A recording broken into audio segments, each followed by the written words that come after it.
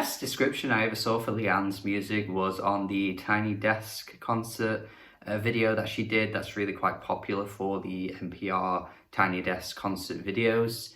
For good reason as well. It deserves to be one of the most popular ones. But one of the top comments on that video said something along the lines of, the way she sings sounds like the smile you get after someone gives you a really nice compliment. And that's too accurate. That is too accurate. When I saw that, I was like, all the stars aligned and everything suddenly made sense, because that is exactly how her music sounds. Shout out to that person, whoever you are, for saying that, because that is some real shit. Her voice is just so infectiously happy, you know, like I can't help but smile after everything I hear, and whenever she sings it just gives you that warm fuzzy feeling. She truly is one of the best vocalists, particularly in British music right now, I think.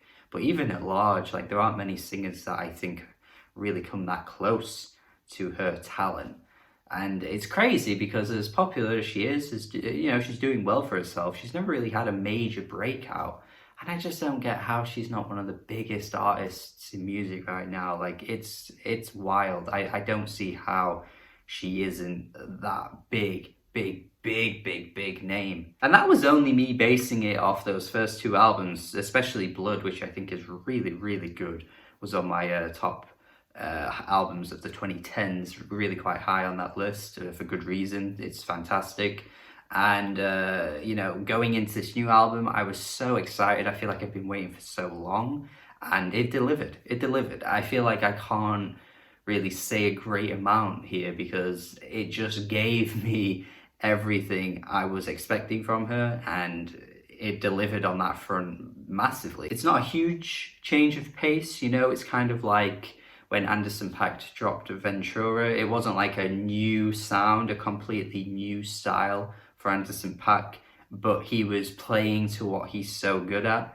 And Lianne La Havas is essentially doing the same on this self-titled album here. She is essentially taking what she's done in the past, just really upping it in a certain way that makes the songs sound a little bit more free-flowing, a little bit more organic, more natural. Not that she didn't do that before, but there was a bit more of a peppiness, a bit more of a quirk to most of the songs from Blood, particularly in tracks like Green and Gold and What You Don't Do. There's a bit more of a pop flavour in those tracks, but here it seems like she's going for a bit more of like a stripped back R&B, neo-soul type thing. And I was saying that I've not been largely impressed by that style of music for quite some time, but I think Lianne La Havas is probably the best you're going to get for 2020, especially so far, because again, that voice, that vocal delivery is so bloody on point. I mean, just listen to Bittersweet and tell me that this woman is not frigging talented as hell.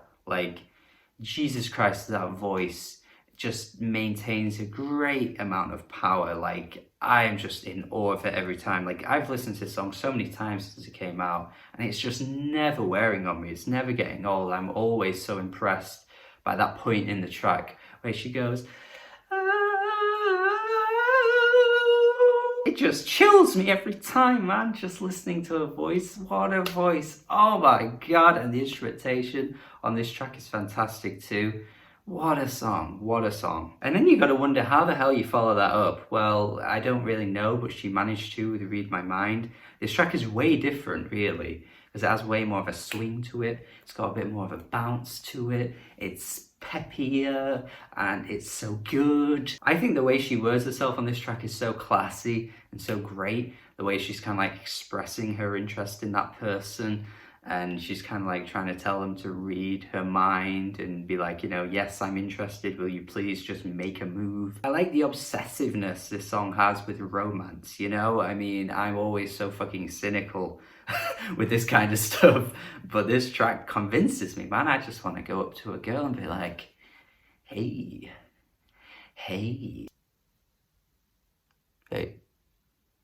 And she maintains this great amount of swagger as well on the chorus, where she's like, read my mind, and then the backing vocals are like, what you waiting for, what you waiting for, read my mind, what you waiting for. The continuously great tracks keep coming throughout the album. I think Can't Fight is a fantastic one too. Really like the instrumentation on this track. It's kind of subtle, but it has this really like upbeat tone to it that I think really works. And you've got Paper Thin, which is a bit more stripped back, but again, she really can deliver these songs because her voice is just so damn strong. Now I will say Green Papaya and Courage are a little too stripped back. I think these two are by far like the weaker moments on the album.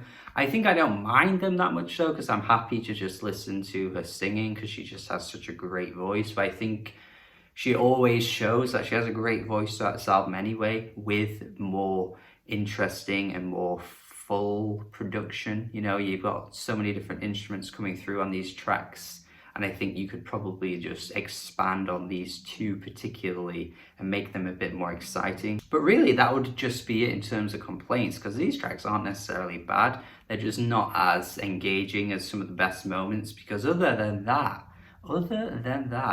there is just so much quality dripping out of this album. I mean, even a Radiohead cover manages to find its way onto this album and is killer. She kills this cover. I would even argue and say a controversial thing in that it might be better than the Radiohead one. My general complaints with Radiohead have always been that Tom's voice is a bit thin, a bit whispery, doesn't carry a great amount of weight. That's just how I personally feel with a lot of their songs.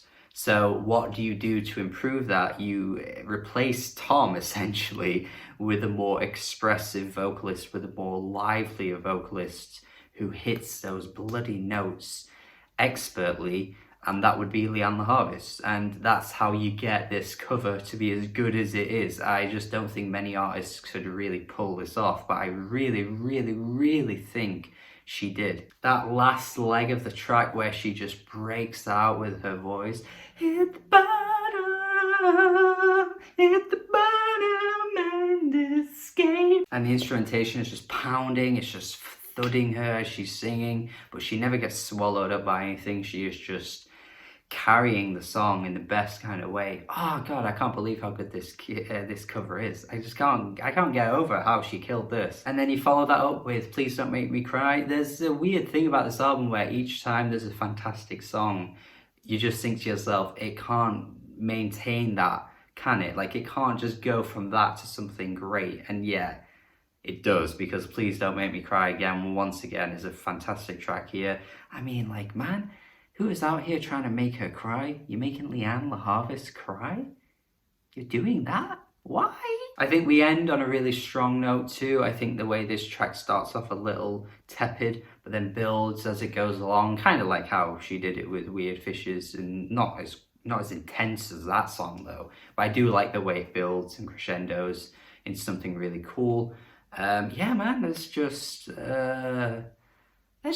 so much to love about this album. There really is. There's so much to love about Lianne La Havas and what she does with her music. I'm not entirely sure if I like this more than Blood or they're about the same level. I can't really work it out, but the highs on this album are just phenomenal. Like, again, I can't express how bizarre it is to me that she isn't one of the biggest names in the UK right now.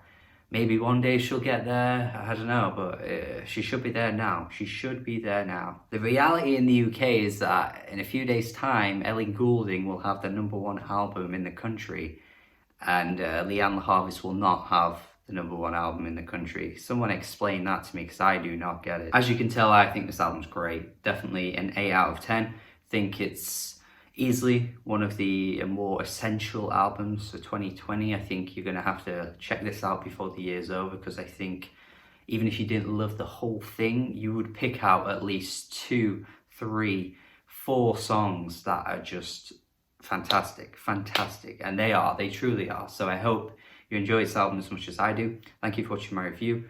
Hopefully you have a good day. Listen to this album if you haven't already, subscribe if you haven't already, and goodbye.